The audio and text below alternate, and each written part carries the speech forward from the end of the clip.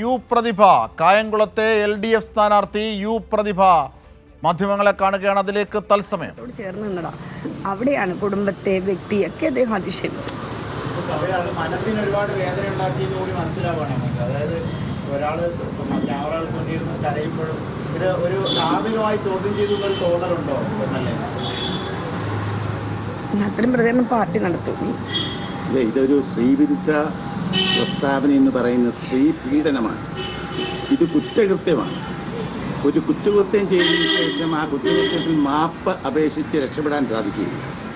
UDF chairman എന്ന നിലയിൽ ഈ നടത്തിയ സ്ത്രീവിരുദ്ധ പ്രസ്താവന സ്ത്രീ പീഡനമാണ്.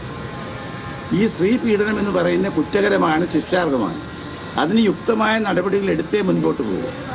അത് ഒരു മാപ്പ് പറഞ്ഞു എന്നുള്ളതിൻ്റെ അടിസ്ഥാനത്തിൽ ഈ കുറ്റകൃത്യം ഇല്ലാതാകില്ല. കൃത്യമായി ഈ കുറ്റകൃത്യത്തിന് വേണ്ട ശിക്ഷ നൽകുന്നതിനുള്ള നടപടികളുമായിട്ട് LDF മുൻപോട്ട് പോകും. പരാതി കൊടുക്കുന്നതിന് ആലോചിക്കുന്നു. ഇന്നും നാളെയുമായിട്ട് പരാതി കൊടുക്കും. പരാതികൾ തയ്യാറാക്കുക.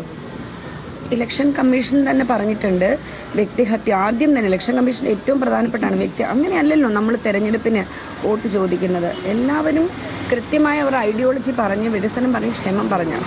ഇതിൽ വ്യക്തിയുടെ ശരീരഘടന എങ്ങനെയാണ്, വ്യക്തി വാക്ചാതുര്യം കൊണ്ടാണോ? ഇടതുപക്ഷം അങ്ങനെയാണ് നന്നായിട്ട് സ്ത്രീകളെ റിക്രൂട്ട് ചെയ്യുന്നത്. രാഷ്ട്രീയം പഠിപ്പിച്ചും പറഞ്ഞുമാണ് ഇടതുപക്ഷ സ്ത്രീകളെ എപ്പോഴും അധികാരത്തിലേക്ക് കൊണ്ടുവരുന്നത്.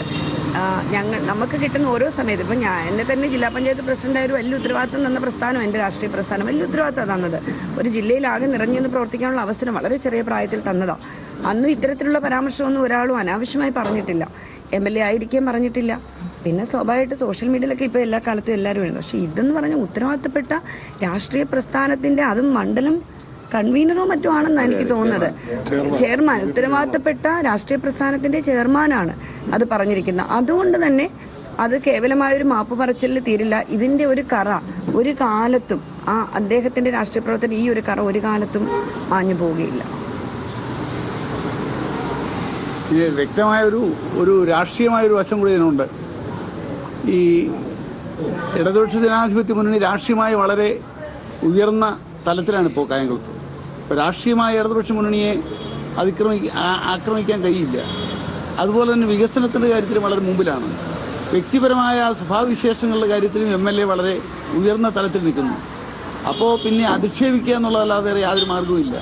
ഒരു സ്ഥാനാർത്ഥി നിലവിളിച്ച് കൂവി വിളിച്ച് കരയുന്നു, അതിൻ്റെ കൂടെ ഈ തരത്തിൽ വ്യക്തിപരമായ അധിക്ഷേപം നടത്തുന്നു. ഇതൊക്കെ ഒരു പ്രത്യേക അന്തരീക്ഷം ഇവിടെ സൃഷ്ടിച്ച് വോട്ട് പിടിക്കാൻ കഴിയുമോ എന്നാണ് അവർ ആലോചിക്കുന്നത്. കരഞ്ഞിട്ട് പറയാണ്, എനിക്ക് 3 തവണ, ഞാൻ 4 തവണ മത്സരിച്ചു, 3 തവണ തോറ്റു, എനിക്ക് ഇനിയും തോക്കാൻ വയ്യ, പരാജയപ്പെടുകയാണെന്ന് പറഞ്ഞ് അതും ഈ ഒരു നരേറ്റീവ് സൃഷ്ടിക്കുന്നതിന്റെ ഭാഗം. അതെ, എല്ലാം ഈ യോധനാണ്. അതെ, ഒരേ സമയത്ത് അതാണ് കരഞ്ഞു വിളിച്ചു കൂവി വിളിച്ചു എന്ന് പറഞ്ഞു. MLA അത് അങ്ങനെ ഒരു ഇതുണ്ടോ, കരുതുന്നുണ്ടോ? ഒരു നരേറ്റീവ് ഇവിടെ ഇങ്ങനെ സൃഷ്ടിക്കാൻ അതിനുള്ള ശ്രമമാണ് നടത്തുന്നത്. ഇപ്പോൾ മുഖ്യമന്ത്രി അടക്കം ഈ ഒരു കാര്യത്തിൽ ശുചിക്ക് അനുകൂലമായിട്ട് അല്ലെങ്കിൽ ഐക്യദാർഢ്യ പ്രഖ്യാപനം രംഗത്തുണ്ട്. ഇപ്പോൾ കേന്ദ്ര കമ്മിറ്റി അംഗം CS അടക്കം വന്നു. കുടുംബത്തിന്റെ ഭാഗത്തു നിന്ന് ഇപ്പോൾ ഇത്തരത്തിലൊരു രാഷ്ട്രീയക്കാരായിട്ടുള്ള സ്ത്രീകൾക്ക് ഏറ്റവും വലിയ അതിക്രമങ്ങൾ അല്ലെങ്കിൽ പദങ്ങൾ കൊണ്ടുള്ള പീഡനങ്ങൾ ഉണ്ടായിട്ടുണ്ട്. സ്ത്രീക്കെതിരെ അടക്കം കുടുംബത്തിൽ നിന്നുള്ളൊരു പിന്തുണ എങ്ങനെയാണ്? കുടുംബം ശക്തമായ പിന്തുണ കിട്ടാതെ ഒരു സ്ത്രീക്കും മുന്നോട്ട് പോകാൻ കഴിയില്ലല്ലോ. എല്ലാ കാലത്തും ഞങ്ങൾക്ക് ശരിക്കും പറഞ്ഞാൽ ഇടതുപക്ഷത്തെ സ്ത്രീകൾക്ക് പാർട്ടിയും അവരുടെ കുടുംബം തന്നെയാണ്. അപ്പം അത് വ്യത്യസ്തം. ഇത് ഞങ്ങൾക്ക് പാർട്ടിയും കുടുംബമാണ്. പാർട്ടി സപ്പോർട്ടും കുടുംബ സപ്പോർട്ടും എല്ലാം ഒന്നിച്ച് ചേർത്ത് പോകുമ്പോഴാണ് ഞങ്ങൾക്ക് മുന്നോട്ട് പോകാൻ കഴിയുന്ന സ്ത്രീക്ക്. അത് വളരെ ഭംഗിയായിട്ട് കുടുംബത്തിൻ്റെ സപ്പോർട്ടില്ലാതെ രംഗത്തേക്ക് ആർക്കും വരാൻ പറ്റില്ല. എല്ലാവിധമായ പിന്തുണയും വീട്ടിനകത്തു നിന്നുകൊണ്ട് പാർട്ടിക്കകത്തു നിന്നുകൊണ്ട്. ആദ്യം പാർട്ടിക്കകത്ത് പ്രശ്നമുണ്ടെന്നുള്ള വലിയ രൂപത്തിൽ അടിച്ചിറക്കി മറ്റൊരു തരത്തിലൊരു ഇതുണ്ടാക്കാൻ നോക്കി. ഇവിടെ തന്ത്രം മാത്രമാണ് UDF ക്യാമ്പിൽ നിന്ന് വരുന്നത്. നമുക്ക് നേര് പറയാം, ശരി പറയാം, നേര് പറഞ്ഞ് വോട്ട് പിടിക്കാം, നമുക്ക് ആരോഗ്യപരമായിട്ടുള്ള സംവാദങ്ങളാവാം. അത് ഞങ്ങൾ ഇന്നും എല്ലാ കാലത്തും അതാണ്. പ്രത്യേകിച്ച് കായംകുളത്തെ രാഷ്ട്രീയം എല്ലാവരും ഇവരെല്ലാവരും ഇലക്ഷൻ്റെ പ്രചരണ പ്രവർത്തനത്തിന് ലീഡിങ് റോള് ചെയ്യുന്നവരാണ്. ഇവിടെ ഇരിക്കുന്ന എല്ലാവരും LDF ആണ്. അപ്പോൾ ആരും തന്നെ അനാവശ്യമായ ഒരു വാക്ക് ഞങ്ങൾ അറിഞ്ഞുകൊണ്ടോ അറിയാതെയോ നമ്മൾ കൊടുക്കാറില്ല. കഴിഞ്ഞ തിരഞ്ഞെടുപ്പിലും ഇതിനേക്കാൾ വലിയ രാഷ്ട്രീയ പ്രതിസന്ധി ഞങ്ങൾക്ക് സൃഷ്ടിച്ചതാണ് ഒരുപാട്. അന്നും പറയാത്ത വാചകങ്ങൾ ഉയർത്തിക്കാട്ടി ഞങ്ങൾ അപമാനിച്ചു എന്ന് പറഞ്ഞിട്ടുണ്ട് ആ കാലത്തും. അന്നും ഇതുപോലെയാണ്, ഞങ്ങൾ പറഞ്ഞിട്ടില്ല, പക്ഷെ അത് വളച്ചൊടിച്ചു. പക്ഷെ ഇന്നിപ്പോൾ എല്ലാവരും കേൾക്കെ ഇത്രയും മോശമായ വാക്ക് പറഞ്ഞിട്ടുണ്ട്. ഞാൻ പറഞ്ഞല്ലോ, ഒറ്റയ്ക്ക് നിന്ന് പോരാടുന്നവരല്ല ഞങ്ങൾ. ഒരു പറ്റം പാവപ്പെട്ട താഴെയുള്ള സഖാക്കളടക്കം ഒരുപാട് പേർ അധ്വാനമാണ് ഇടതുപക്ഷത്തിൻ്റെ തെരഞ്ഞെടുപ്പ് എന്ന് പറഞ്ഞാൽ. അത് ഞങ്ങൾ ആ രൂപത്തിലാണ് വർക്ക് ചെയ്യുന്നത്. അതിനിടയ്ക്ക് ഇത് തന്നെ വ്യക്തിപരമായി ഞാൻ പറഞ്ഞു, ഇതും ഞാൻ വ്യക്തിപരമായി ഇതിന് ഞാൻ എടുക്കുന്നില്ല. കാരണം ഇത്രയും സുസംഘടമായ സംഘടന കൂടെ നിന്ന് സപ്പോർട്ട് ചെയ്യും. പക്ഷെ ഒറ്റ കാര്യത്തിൽ ലീഗ് നേതാവ് ഇർഷാദിന്റെ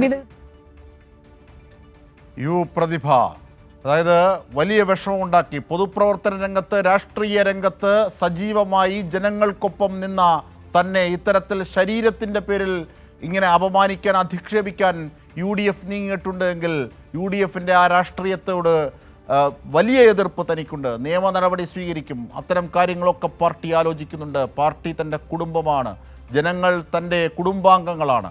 അതുപോലെയാണ് മണ്ഡലത്തിൽ ആകെ പ്രവർത്തിച്ചത്. ആ മണ്ഡലത്തിലെ പ്രവർത്തനത്തിലുടനീളം വികസനത്തിൻ്റെ പന്ഥാവ് തീർക്കാൻ, വികസനത്തിൻ്റെ വഴികൾ തീർക്കാൻ, കായംകുളം എന്ന നിയോജക മണ്ഡലത്തെ സമൃദ്ധിയിലേക്ക് എത്തിക്കാനുള്ള എല്ലാ ശ്രമങ്ങളും പിണറായി വിജയൻ സർക്കാരിനോടൊപ്പം ചേർന്ന് നിന്ന് നടത്തി.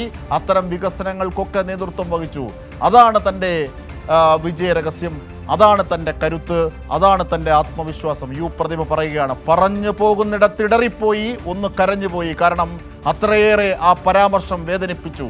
ഇത്രയേറെ പൊതുരംഗത്ത്, രാഷ്ട്രീയ രംഗത്ത് മനസ്സുകൊണ്ടും ശരീരം കൊണ്ടുമൊക്കെ ജനങ്ങൾക്കൊപ്പം അവരുടെ മണ്ഡലത്തിൻ്റെ വികസനത്തിന് വേണ്ടി നിന്ന് തന്നെ ശരീരം എന്ന കേന്ദ്രീകരിച്ച് മാത്രം പറഞ്ഞ് അപമാനിച്ച ആ അപമാനത്തിൽ വേദന തോന്നി. അപ്പോൾ ഒന്നിടറി, ഒന്ന് കരഞ്ഞുപോയി പ്രതിഭ. അതിനുശേഷം അവർ ആത്മവിശ്വാസത്തോടെ, കരുത്തോടെ അവർ ചെയ്ത കാര്യങ്ങൾ വിശദീകരിക്കുകയാണ് ചെയ്തത് ജനങ്ങൾക്ക് മുമ്പിലേക്ക്. എന്തായാലും ഏറ്റവും പ്രധാനപ്പെട്ട വസ്തുതയാണ് കാണുന്നത്. പ്രതിഭ MLA അപമാനിച്ച, അധിക്ഷേപിച്ച UDF നേതൃത്വത്തിനെതിരെ നിയമ നടപടിയിലേക്ക് പോകുന്നു എന്നുള്ളതാണ് മനസ്സിലാക്കുന്നത്.